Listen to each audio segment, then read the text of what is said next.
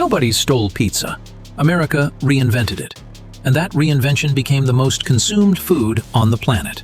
But the real pizza, the original pizza, looked nothing like what you order on a Friday night. No deep dish, no stuffed crust, no 8 types of cheese. The original pizza was humble, thin, and born in one of the poorest neighborhoods in the world. And the journey from those Naples streets to every corner of the planet is one of the most dramatic stories in food history. Let's go back to the beginning.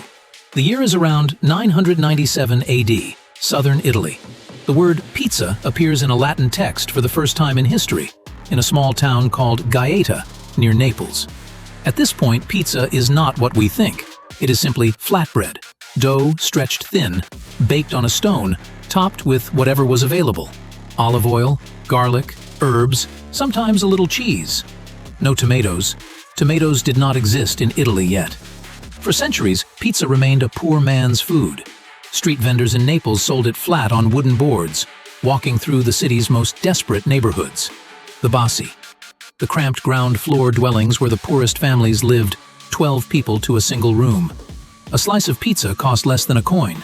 It was fast, filling, and required no utensils. The upper classes of Naples considered it disgusting, a food for the desperate, not for civilized people. Then, 2 things happened that changed everything. First, tomatoes arrived in Europe from the Americas in the 1500s. Italians were terrified of them at first. They believed tomatoes were poisonous. They are related to the deadly nightshade plant, and the leaves actually are toxic. For nearly 200 years, tomatoes sat in Italian gardens purely as decorative plants. Nobody ate them. But the poor people of Naples, who had nothing to lose, started putting tomatoes on their flatbread. And it was extraordinary. The acidity, the sweetness, the color. It transformed the humble flatbread into something completely new. The tomato pizza was born. Still no mozzarella, still street food, still considered low class. Then came the moment that made pizza famous forever. The year is 1889. Naples. Queen Margherita of Savoy is visiting the city with her husband, King Umberto I. She is bored of the rich French cuisine the royal court always served. She has heard rumors about this street food the Neapolitan poor eat. She wants to try it. A pizzaiolo, a pizza maker, named Raffaele Esposito, is summoned to the royal palace. He makes 3 different pizzas for the queen.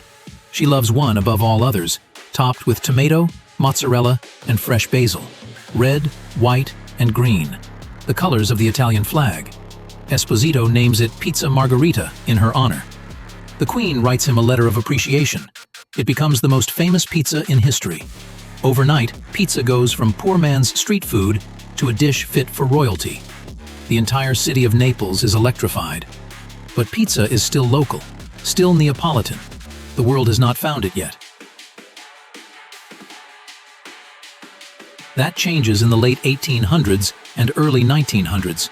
Southern Italian immigrants, most of them from Naples and the surrounding regions, begin arriving in America in massive numbers. Between 1880 and 1920, over 4 million Italians arrive in the United States.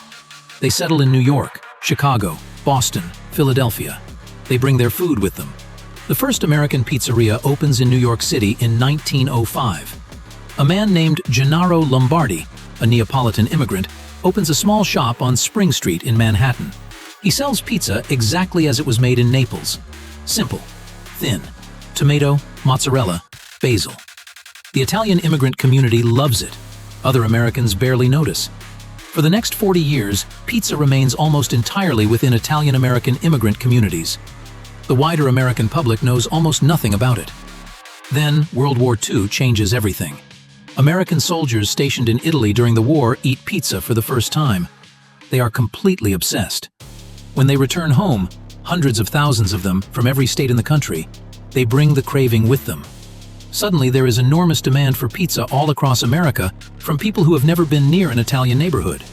Pizza restaurants explode across the country through the late 1940s and 1950s. But here is where America makes its move. American pizzerias start changing the pizza. More cheese, much more cheese, thicker dough, bigger sizes, more toppings.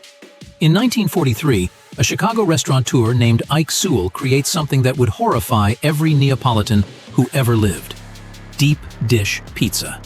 a thick, buttery crust, built up like a pie, filled with enormous amounts of cheese and meat, and sauce poured on top.